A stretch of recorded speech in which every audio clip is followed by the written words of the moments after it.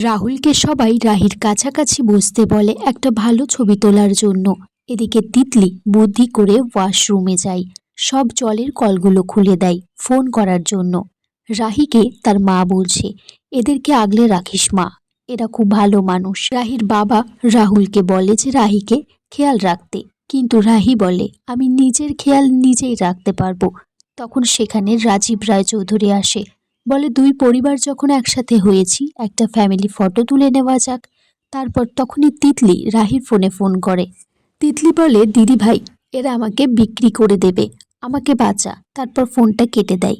রাহি বলে যে হোটেলটা থেকে ফোন এসেছিল, হোটেলটার নাম ছিল ড্রিম টাচিন, শুনেছিলাম। তিতলি তারপর বাথরুম থেকে বেরিয়ে মেয়েগুলিকে একটা ফুলদানি দিয়ে মারতে যায়, বলে তোরা আমাকে বিদেশ যাওয়ার নাম করে এখানে নিয়ে এসেছিস বিক্রি করে দেওয়ার জন্য, কিন্তু অত সহজ না।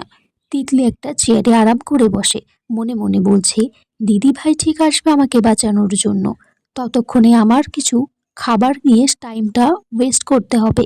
এদিকে রাহুল আর রাহিল ফুলশয্যার ঘরে রেকর্ডার লাগাচ্ছে চুপি চুপি। রাহিকে ফুলশয্যার ঘরে রাহুল আর রাহিকে নিয়ে আসে। রাহুল বলে ঠাম্মি তুমি এখানে কি করছো, আর তোরাই বা এখানে কি করছিস? রাহুল তার ঠাম্মিকে বলে যে আমি খুব টায়ার্ড আছি, ঘুমাতে চাই। রাহুলের বন্ধু মেমো বলছে রাহুল আর রাহিকে অল দ্য বেস্ট। তারপর তারা ঘর থেকে বেরিয়ে যায়। রাহি রাহুলের হাতটা ধরে বলছে তোমায় কিছু বলার আছে, তিতলি খুব বিপদে আছে। কিন্তু রাহুল বলে যে সে তিতলির কোনো কথাই শুনতে চায় না। রাহি রাহুলকে বলে যে তুমি তো তিতলিকে ভালোবাসতে, এটা তো কোনো মিথ্যে নয়। রাহি বলে যে আমি এখন বাড়ি থেকে বেরোবো, সেটা যেন কেউ জানতে না পারে। রাহি তারপর তার সমস্ত গয়নাগাটি খুলে সে জানালা দিয়ে বেরোতে যাবে, তখনই সে পড়ে যায়।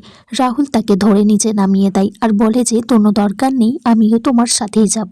সে একটা চাদর নেই, বলে যে গা ঢাকা দিয়ে যেতে হবে যাতে তাদের মুখটা কেউ দেখতে না পারে। রাহুল তারপর সানসেট পেয়ে নিচে নেমে যায় আর রাহিকে বলে যে উপর থেকে লাফাতে। রাহি একটু ভয় পায়, তবুও সে লাফায় তিতলির কথা ভেবে যে তিতলিকে বাঁচাতেই হবে যেভাবেই হোক। রাহি তারপর লাফ মারতে গিয়ে রাহুলের কোলে পড়ে যায়। রাহুল তাকে ধরে নেয়। তারপর সে তাড়াতাড়ি করে বাইকে উঠে যায়। সেখানে রাজীব রায়চৌধুরী আসে, বলে যে কে তোমরা, মাথায় ঘোমটা দিয়ে আছো? রাহি বলে যে বাবা আছে, তাড়াতাড়ি সেখান থেকে চলে যাওয়ার জন্য। রাহুল আর রাহি তারপর বর্মন আঙ্কেলকে ফোন করে, সেই পুলিশটিকে বলে যে হোটেলে আসার কথা, সেখানে ক্রাইম চলছে। তিতলির কথা বলে না, যাতে যাদের পরিবারের মান সম্মানটা নষ্ট না হয়ে যায়। এদিকে বাড়িতে সবাই রাহুলের ঘরে ঢুকে দেখে যে রাহুল আর রাহি সেখানে নেই, তারা জানালা দিয়ে পালিয়ে গেছে। রাহুলের বাবা বলছে এরকম যে তাড়াতাড়ি হয়ে যাবে ভাবতে পারিনি, দুজন মিলে যে জানালা দিয়ে পালিয়ে যাবে। রাহুল আর রাহি তারপর সেই হোটেলে পৌঁছে যায়। সেখানে তারা বলে যে 2 ঘন্টার জন্য ভাড়া নেবে। রাহি লোকটাকে বলে যে তাদের জন্য ভালো ভালো খাবার নিয়ে আসতে, চিকেন কাবাব তান্দুরি আনতে। সেই সুযোগে চাবিটা নিয়ে তারা রুম চেক করতে থাকে। একের পর একটা রুম থেকে লোক বেরোতে থাকে। লাস্টে তখন তিতলি সেই ঘরটি থেকে মেয়েটি বেরিয়েছে, বলছে আপনাদের কি চাই এখানে? তিতলি তখন রাহির গলার আওয়াজ পেয়ে বলছে দিদি ভাই চলে এসেছে।